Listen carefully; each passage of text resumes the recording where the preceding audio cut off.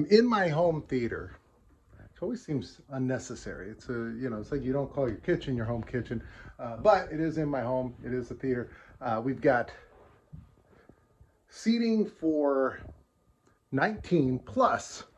There's a bathroom, so technically it's seating for 20. I have 5 poster frames that can be opened instantly. It's these 4 plus this one, which it's a little harder to see on the phone right now, but Santa Buddies is in this one right now. Now these ones are easy open frames. So the way this works is they're mounted on the wall. If you want to open them, you just go like that on all 4 corners. Poster comes out, you put the new one in. It's really quick and easy to swap the posters out.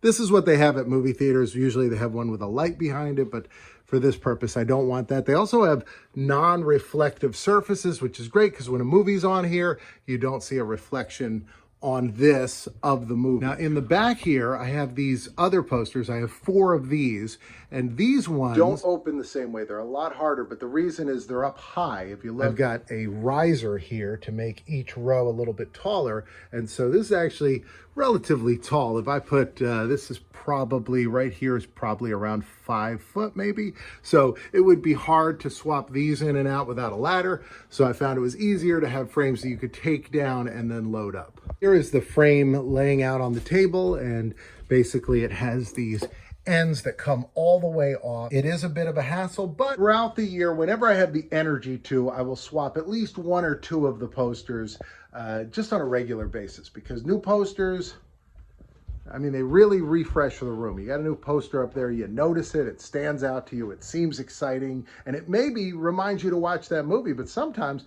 I'll put up a poster for a movie I don't even like. Just, it's a poster. These ones I like though. So now I have one side of this on. This poster is actually for a movie I don't like. I've seen this once. Maybe I'll watch it again. I mean, it's a Rudolph the Red-Nosed Reindeer sequel. Jamie Lee Curtis from Christmas with the Cranks. Richard Dreyfuss, who we've had on the channel here. He comes to all the GalaxyCon shows and is a super nice guy. I've seen Tony Bennett sing in person. God rest his soul. And I always, as a kid, thought that this was like a secret identity, that Yukon Cornelius actually was Santa. Because, my God, this is like, I mean, this is like they use the same puppet. Now we have that poster up, so now I got to change to this next one. This is Slender Man, so this is a movie I've never seen. I can't imagine I would enjoy any of it, but I always feel like movie posters should almost be like you're at a theater, where they're for some movies you might want to see and some movies you're not going to see. This is a poster for King Kong Lives, which is pretty awesome. I just took this one down for Christmas. Got here Jingle All the Way, which I can put up. That's a video store poster. This one's also a video store poster. My goodness. It's got the VHS tape on it, as well as a coupon for batteries. And a Jack Skellington mug from A&W Root Beer. This is an original theater poster. I like it because the poster's weirdly in black and white with a red border. You know, it's a real thick old poster. This one's a VHS poster. This one I picked up at a garage sale. They had like 40 posters for, I don't know what they wanted, $5 maybe, and I just took them all. It was somebody that probably their kid worked at a movie theater. This one's also from a video store advertising a DVD on it. These ones are actually reprints, and you can get these reprints on eBay real cheap. So I got these ones. I like this, comes out on PSP. The reason you know they're reprints is they come really low quality and the resolution is lower. I'm going to show you one, but when I say that, you really can't tell the difference, even unless you're looking super close. But here's a Home Alone one, and if you look at it super close in person, you could be like, yeah, it looks a little blurry maybe, but from 2 feet away, you wouldn't notice it. So this one's odd. I purchased this one on eBay, and it's actually on silk. It's like fabric. So it's always an odd poster too, because it doesn't in any way imply that this is a Christmas classic. You guys probably know the story that this was not originally a Christmas classic in any way or intended to be one. It's a Wonderful Life was released as just a regular, ordinary film. Christmas wasn't really, it really isn't even part of the whole movie. It's part of the plot, but it is certainly not a movie. That whole, is it a Christmas movie or not? I watch it every year at Christmas. I could tell you I probably wouldn't watch it any other time of year because I'm going to watch it at Christmas. But Christmas isn't necessarily essential to the plot. It's not about Santa Claus or anything like that, but it is kind of about the true spirit of Christmas and how important our lives are to the people around us. But the movie obviously wasn't supposed to be a Christmas movie. This is how they advertised it. What happened was it went into public domain. Now, currently it's not.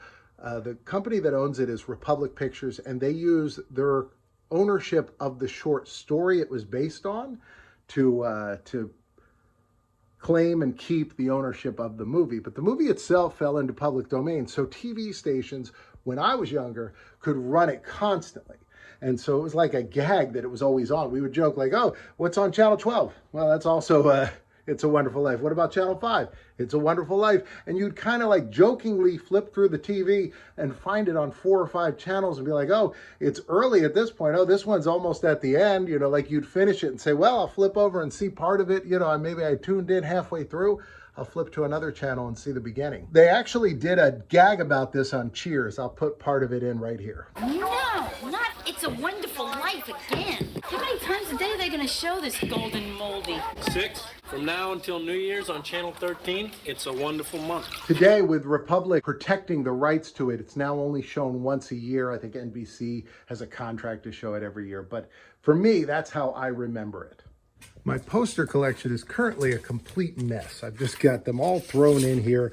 From time to time, I straighten them out and get them all in nice and neat like they should be. But over time, as I pull them out and put new ones in, I kind of just toss them in there and they're out of the way, so I don't think much of it. But I do need to organize this. Maybe I'll snap my fingers. Nope, I didn't do it. But maybe I'll do it soon and then I'll show you what it looks like. The ideal way for me to store posters would be to lay them flat, not roll them up. But unfortunately, I just don't have the space.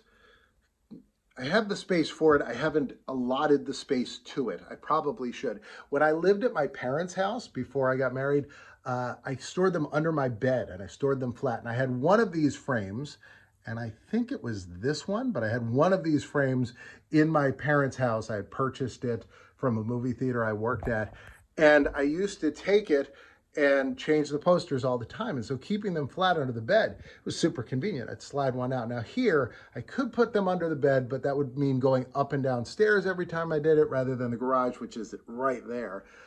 But my dream is to build a table that is just a little bigger than the size of a flat poster, and then have it be like a box where you lift the lid up, take the lid all the way off, and then inside are all the posters, you know, with something weighing them down, keeping them super flat. Because when they're flat, they change in and out of these frames so quickly. When they're rolled, it's kind of a fight sometime to get them to lay flat in that before you shut the lid. We're going to go now to look at some drive-through Christmas lights. I've done the entire drive-through light exhibit on this channel last year, so I'll just show you a little bit of it next, and then I'll be back either tonight or tomorrow rolling up posters, putting the rest of these up on the wall, and I'll show you how it looks when I'm all finished. Here's Shady Brook Farms. This is right near Sesame Place. It's really neat. It's a wonderful light show. I kind of really like these ones. As you're driving up to the area where you pay, they have all these sponsor ones, and they're just weird, and I kind of love that. This is rather expensive. So last year I did an entire video showing the entire light show. I'm just going to show you a little bit of it right now. I also showed some of the other things you can do, which I will tell you about. But it's gone up so much since last year. It is now $60 a carload. Over here, by the way, is the French hens, because this is the 12 days of Christmas, and that's why there was an Eiffel Tower there. Here's the drummers drumming. They have all of the 12 days of Christmas here. I think it's a wonderful drive-through set of lights. I really do think I couldn't imagine it being better. That said, the price is way too high. I mean, it's just way too high. I do like all these animations here. Here we got the what is it? Rudolph the Red-Nosed Reindeer, where they go to the Island of Misfit Toys. You got Bumbles. You got the Charlie in the Box there. I love all these little things. This one I think is new with those elves putting all that stuff up. I think that elf factory is new. They also have the reindeer flying school off to the other side. And I don't recall seeing these last year. So there's more of the lights in the distance. There's like an underwater area. Lots of different unique themed areas that have nothing to do with Christmas. And that's kind of what makes them fun. I like Santa on the surfboard there. But this is my favorite one. This is awesome, right? I mean, Mount Rushmore in Christmas lights. There's also, I don't know if this is the 7 wonders of the world, but they had a bunch of other things. Leaning Tower of Pisa. There's the Grinch. In addition to doing the drive-through lights, they do have a wagon that you can ride on, like a hayride through this, and it's, I think, $20 a person. You can actually see the wagon at points in this video because they were right in front of me for the entire ride. They have a whole indoor like farmers market, and they have an area where you can meet Santa. You do have to buy a picture. You can't use your phone, but you can go up and say hi to Santa, I think, for free. But you, if you want to get the picture, we got the package, which is 2 pictures for $30, which is not too bad. I mean, it's about what you expect everywhere nowadays. So now that we're done with that, let's get back to the theater. So I'm going to show you, I got all the posters up. Christmas with the Cranks, Elf, Mickey's Magical Christmas, Snowed In at the House of Mouse. And over here, Rudolph, Nightmare Before Christmas, the one I showed you with the video cassette on there. Jingle All the Way, Home Alone.